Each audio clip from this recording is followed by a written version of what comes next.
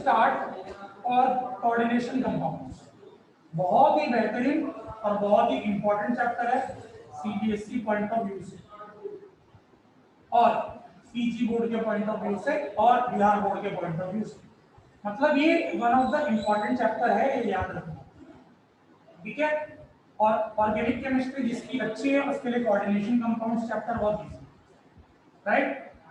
तो स्टार्ट करेंगे सबसे पहला टॉपिक वर्नर्स थ्योरी।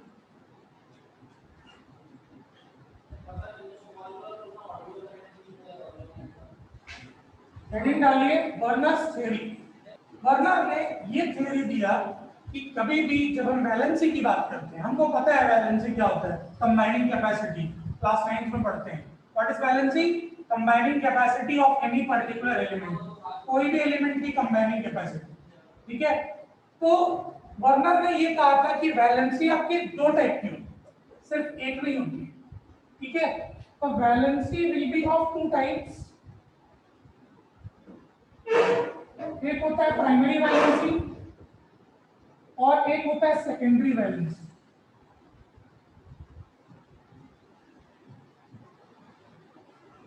अब प्राइमरी और सेकेंडरी वैलेंसी में क्या डिफरेंस है, ठीक है, ये बताया वर्नर ने, ठीक है। तो सबसे पहले अपन आते हैं प्राइमरी वैलेंसी में।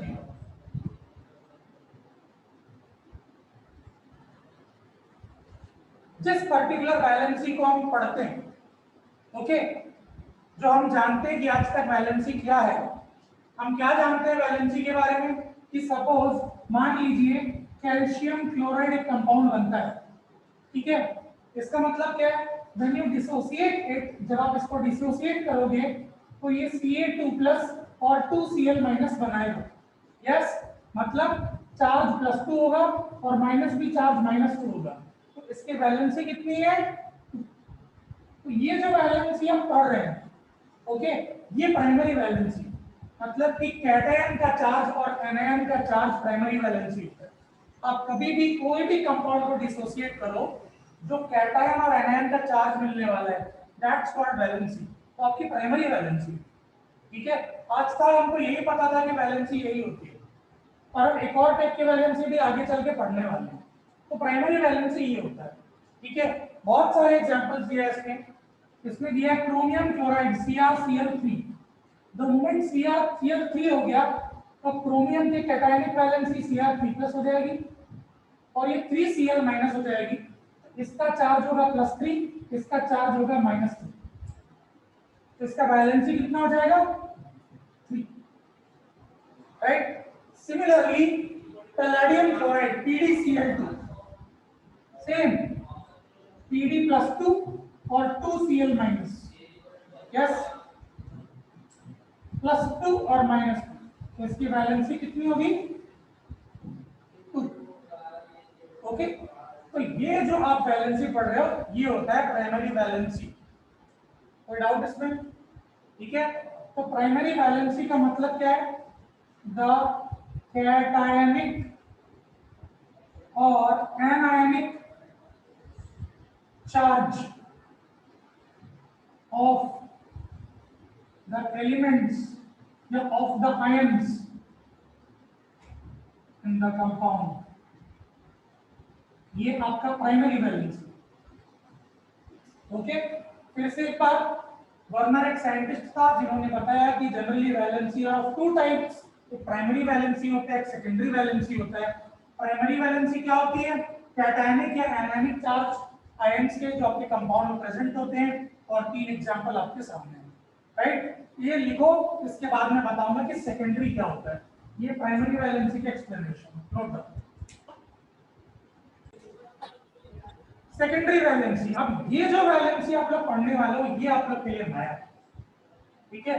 जनरली क्या होता है, आप कई कंपाउंड को देखोगे ना तो आपके कंपाउंड्स कुछ ऐसे होते हैं कि सेंटर में आपका एक एटम होता है और उससे सारे एलिमेंट्स जुड़े होते हैं, ऐसे B B like this, right. हमेशा एलिमेंट्स आपके मैक्सिमम ऐसे होते हैं कि सेंट्रल में एक एटम रहेगा, बाकी सारे के सारे उससे जुड़े रहेंगे। तो ये बोलता है कि जो सेंट्रल मेटल है या सेंटर आयन है उससे जितने नंबर जुड़े रहते हैं, जितने काउंट, वो आपकी सेकेंडरी वैलेंसी होती है, राइट। अगर सेकेंडरी वैलेंसी का कोई डेफिनेशन पूछे तो क्या लिखोगे? नंबर ऑफ ग्रुप्स, ग्रुप, ठीक है, number of groups bounded directly to the central metal ion, central metal ion. क्योंकि याद रखना कोऑर्डिनेशन कंपाउंड में ये जो भी सेंट्रल रहेगा वो मेटल रहेगा, याद रखना, मेटल। और अगर उसको अलग से देखेंगे तो वो आयन हो जाता है, ठीक है। और मेटल है मतलब डी ब्लॉक एलिमेंट होगा। तो कभी भी कोई भी पर्टिकुलर एलिमेंट या कंपाउंड में अगर आपको पहचानना है कि सेंट्रल एलिमेंट क्या है, तो उसमें ये देखो कि उसमें डी ब्लॉक एलिमेंट कौन सा है, उससे पहचानना चाहिए कि ये सेंट्रल मेटल है, राइट। मैं आपको एग्जांपल देता हूं। सबसे पहला एग्जांपल है CONH36। CO मतलब होता है कोबाल्ट, कोबाल्ट एक डी ब्लॉक एलिमेंट है, मेटल है। NH3 आपका अमोनिया है। CO कोबाल्ट से 6 अमोनिया ग्रुप्स अटैच्ड हैं आपके, यस। तो जो कोबाल्ट की सेकेंडरी वैलेंसी होगी वो हो जाएगी 6। वर्ड आउट, वर्ड आउट, ठीक है, एग्जैक्टली, राइट। और कभी कभार आपको क्वेश्चन ऐसा भी हो सकता है,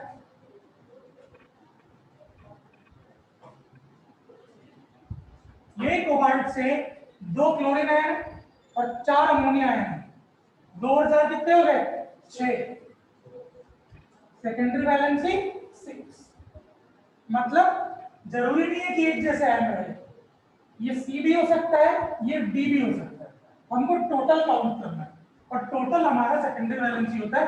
बल्कि प्राइमरी वैलेंसी में थोड़ा दिमाग भी लगाना पड़ रहा था, सेकेंडरी वैलेंसी देख के बता सकते, right. Note.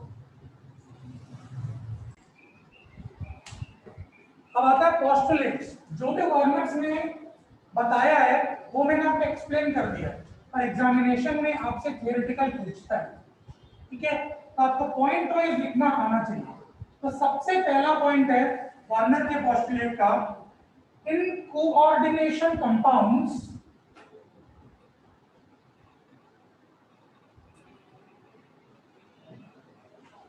metals show two type of linkages.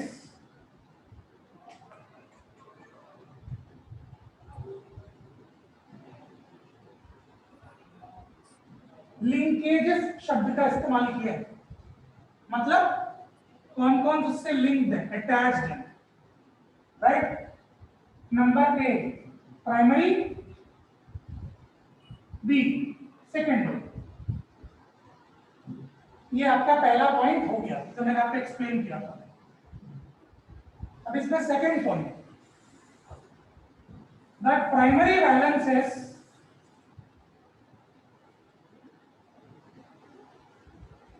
the primary valences are normally ionizable।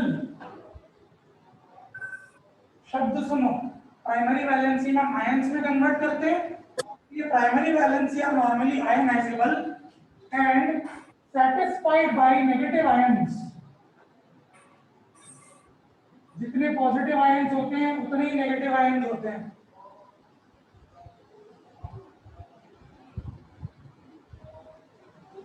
इसमें थर्ड पॉइंट है, the secondary valences are non ionisable. यहां पे आप आयंस में कन्वर्ट नहीं करते हो उसको, यहां पे आप डायरेक्टली काउंट करते हो, ठीक है। And are satisfied by neutral molecules।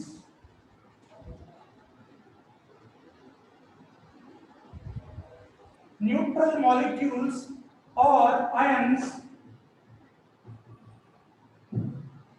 ठीक है। और इसमें क्या लिखना है, द सेकेंडरी वैलेंसेस, ये इंपॉर्टेंट है तो मैं ये लाइन लिखने जा रहा हूं, secondary valences is equal to the coordination number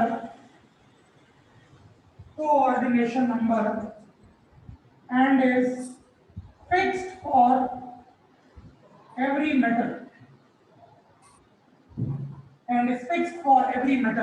इसका मतलब ये है कि ये जो सेंट्रल एटम है, जैसे मैंने आपको एक एग्जांपल बताया कोबाल्ट NH3 4Cl2, अगर मैं इसका डायग्राम बनाऊं तो ये कुछ ऐसा होगा, यहाँ पे कोबाल्ट, ये ammonia ammonia ammonia Cl Cl और ये ammonia, right.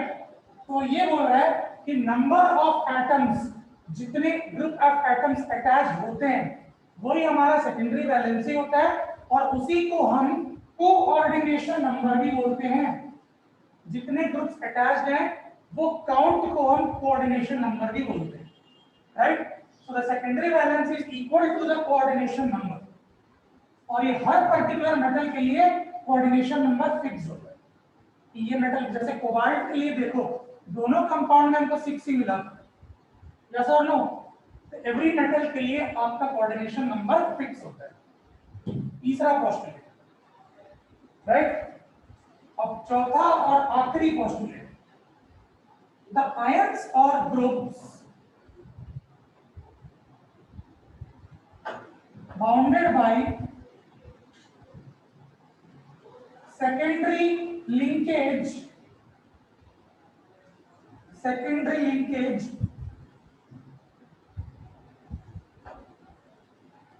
to the metal have characteristic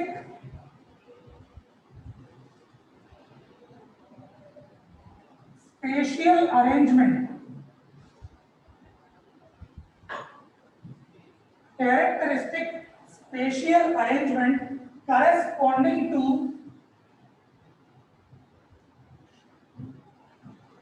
different coordination number। ये पॉइंट का मीनिंग बताता हूं मैं आपको,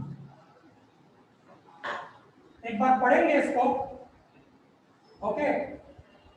द आयंस और ग्रुप्स, जो आपका ये आयंस, ये ग्रुप्स जो आपका सेकेंडरी वैलेंसी में सेंट्रल मेटल से अटैच है, ठीक है, ये सबका अपना अपना एक अरेंजमेंट, स्पेशियल अरेंजमेंट। स्पेशियल मतलब कितना स्पेस को ऑक्यूपाई कर रहा है, that's called spatial arrangement as per different coordination number. अगर कोऑर्डिनेशन नंबर 5 है तो उसका अरेंजमेंट अलग होगा, कोऑर्डिनेशन नंबर 6 है अरेंजमेंट अलग होगा। भाई जितने भी हैं सबके अपने अपने टाइप के कोऑर्डिनेशन नंबर होते हैं, और उसके हिसाब से उनके अपने अपने अरेंजमेंट्स होते हैं, राइट। सबसे पहली बात तो एक कोऑर्डिनेशन कंपाउंड कैसा होता है, देखो कोऑर्डिनेशन कंपाउंड हमेशा आपको स्क्वायर ब्रैकेट में मिलता है, ऐसा, ठीक है। स्क्वायर ब्रैकेट में सबसे पहले सेंट्रल मेटल होगा, फिर उससे जुड़े हुए उसके ग्रुप्स होंगे, जैसे ऐसा लिखा हुआ है, राइट।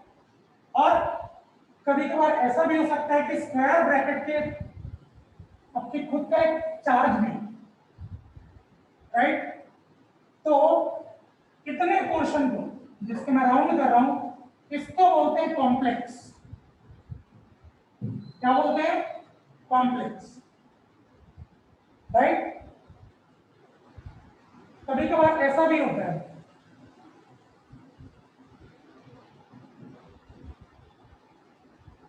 राइट, क्योंकि स्क्वायर ब्रैकेट पार होते ही आपका चार्ज आ गया, इस चार्ज को फिल करने के लिए बाहर एक पर्टिकुलर एलिमेंट आ सकता है, जैसे कि Na+ को NaCl जब बनाते हैं तो ये Na का चार्ज न्यूट्रल दिखने लग जाता है।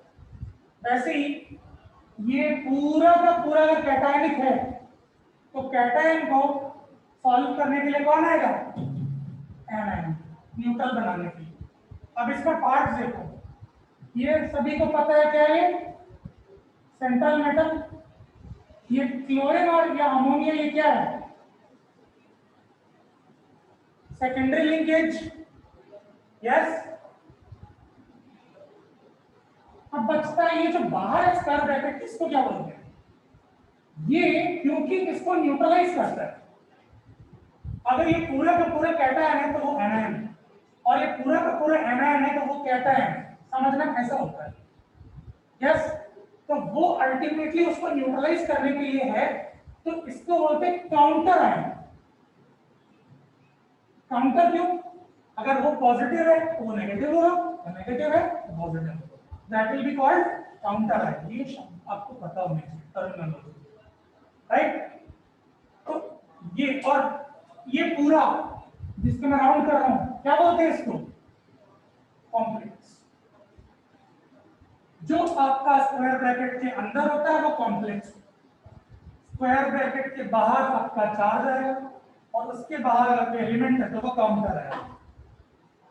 और इसमें अमोनिया, पूरा का पूरा अमोनिया एक न्यूट्रल कंपाउंड है, सोच लो, क्योंकि N का चार्ज होता है -3, H का चार्ज होता है +1, 3 हाइड्रोजन है, तो कुल मिला के देखोगे तो अमोनिया का ओवरऑल चार्ज 0 हो गया।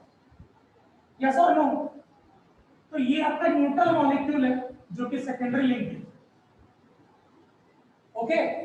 हाँ, और आपके 6 चीजें, मतलब इसका कोऑर्डिनेशन नंबर कितना है, 6। ओके। और ये सब सेकेंडरी लिंकेज है। और कोबाल्ट, कोबाल्ट आपस में अपना खुद का एलिमेंट है, डी ब्लॉक में प्लेस्ड है, तो क्योंकि ये डी ब्लॉक एलिमेंट है सेंट्रल मेटल है। नाइट्रोजन पी ब्लॉक है, हाइड्रोजन एस ब्लॉक, तो बचता क्या है, कोबाल्ट डी ब्लॉक। ओके। तो कभी भी कोई भी कोऑर्डिनेशन कंपाउंड में आइडेंटिफाई करो डी ब्लॉक का, डी ब्लॉक एलिमेंट वो आपका सेंट्रल होगा, बाकी उसके इर्द गिर्द सब उसके छोटे भाई बहन होंगे जिनको हम क्या बोलेंगे, लिंकेज, राइट। नोट करिए। यहाँ पे आपको हमेशा कोऑर्डिनेशन कंपाउंड में 2 चीजों के बीच में कंफ्यूजन हो सकता है। वो क्या 2 चीजें मैं बता सकता हूँ जो जनरली कंफ्यूजन पैदा करती है, राइट। सबसे पहला होता है डबल सॉल्ट,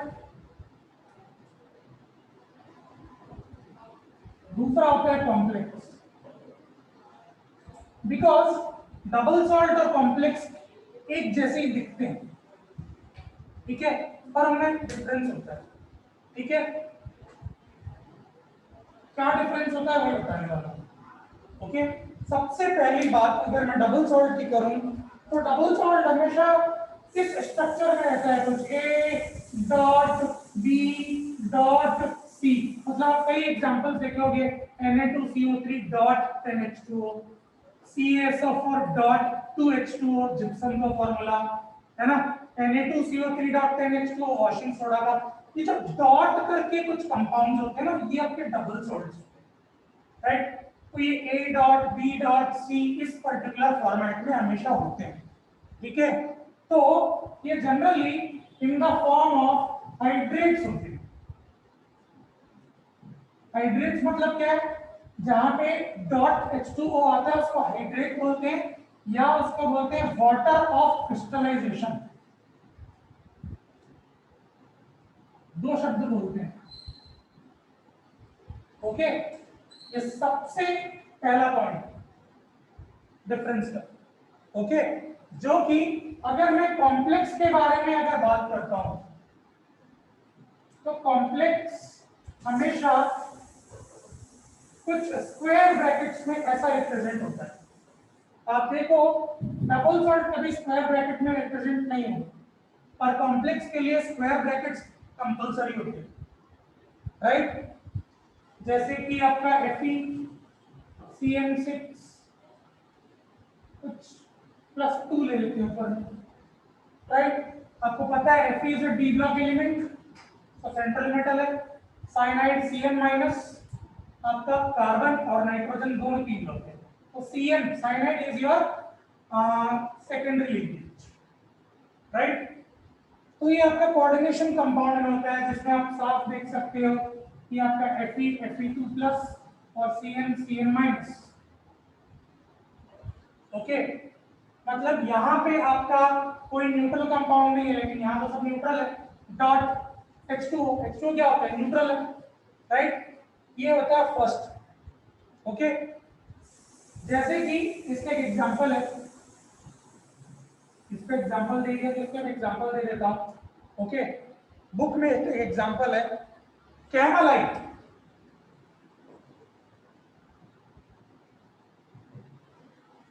कैमलाइट करके एक सब्सटेंस है जिसका फॉर्मूला है HCl dot magnesium chloride dot 6H2O। हो गया ना, A dot B dot C के फॉर्म में, डबल सॉल्ट। ठीक है, मोर्स सॉल्ट के बारे में सुनो, लैब में रखा रहता है, फॉर्मूला नहीं पता रहता जनरली, लेकिन मोर सॉल्ट बहुत सुनो, राइट? फेरस सल्फेट FeSO4 और अमोनियम सल्फेट मतलब NH4 ट्वाइस SO4, ठीक है, फिर आपका 6H2O। ये होता है मोर्स सॉल्ट का फॉर्मूला।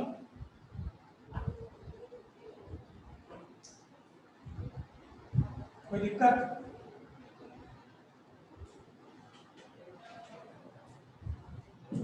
अब आते हैं सेकंड डिफरेंस। दूसरा क्या डिफरेंस? ये कोई भी डबल सॉल्ट है, ओके, जब पानी में डिसॉल्व होता है तो आयंस में डिसोसिएट होता है, ठीक है? When dissolved in water dissociate into ions, ions में डिसोसिएट हो जाता है, क्योंकि सॉल्ट है, सॉल्ट हमेशा आयनाइज कब होता है? अपने एक्वस सॉल्यूशन में पढ़े हैं अपन सभी। NaCl आयनिक होता है क्या? नहीं, लेकिन एक्वस NaCl आयनिक होता है, राइट? तो जब भी इसको पानी में घोल दोगे ये आयनाइज हो जाएंगे या डिसोसिएट इनटू आयंस होंगे, right? Whereas when dissolved in water